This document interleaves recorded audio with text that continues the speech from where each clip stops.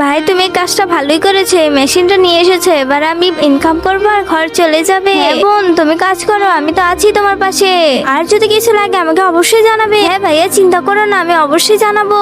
আচ্ছা ঠিক আছে বোন তুমি থাকো, আমি খেতে যাচ্ছি কাজ করতে। আচ্ছা ভাইয়া সাবধানে যাও, আমিও কাজে লেগে যাই। শুনেছি গ্রামে একটা নতুন টেলার্স হয়েছে, চলো এখান থেকে সিলাই। বোন আমার এই কাপড়টা সিলিয়ে দাও। আচ্ছা বোন আমাকে দাও, আমি সিলিয়ে দিচ্ছি।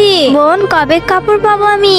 চিন্তা করো না, কালকেই পেয়ে যাবে। আচ্ছা বোন কালকে আমি আসবো নিতে, আজকেই সব কাজ শেষ করতে হবে, না হলে আবার ঘর চলবে কিভাবে।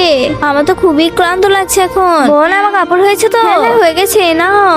বোন আমি কালকে টাকাটা দিয়ে দিব নি। না না বোন এসব কথা বলিও না, আমার আজকেই টাকা দরকার।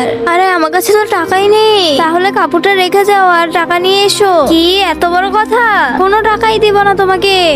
আরে ছোট লোকদের সাথে এমনই করতে হয়, না হলে পার পেয়ে যায়। কাপড় সিলিয়ে নিয়েছে টাকা দেয়নি, এরপর যা বললো তা শোনার আগে নিচে সাবস্ক্রাইব বাটনটি কেউ যদি সাবস্ক্রাইব করে তাহলে তার মা বাবা চিরকাল বেঁচে থাকবে, আর যারা লাইক করবে তাদের মনে আশা যেন পূরণ হয়। আর আমি দোয়া করে দিলাম। আমি গ্রাম প্রধান, আমাকে না ডেকে তুমি পুলিশ এনেছো, তুমি কালকে থেকে দোকান দিবে না? হ্যাঁ হ্যাঁ যা বলেছে তাই করো।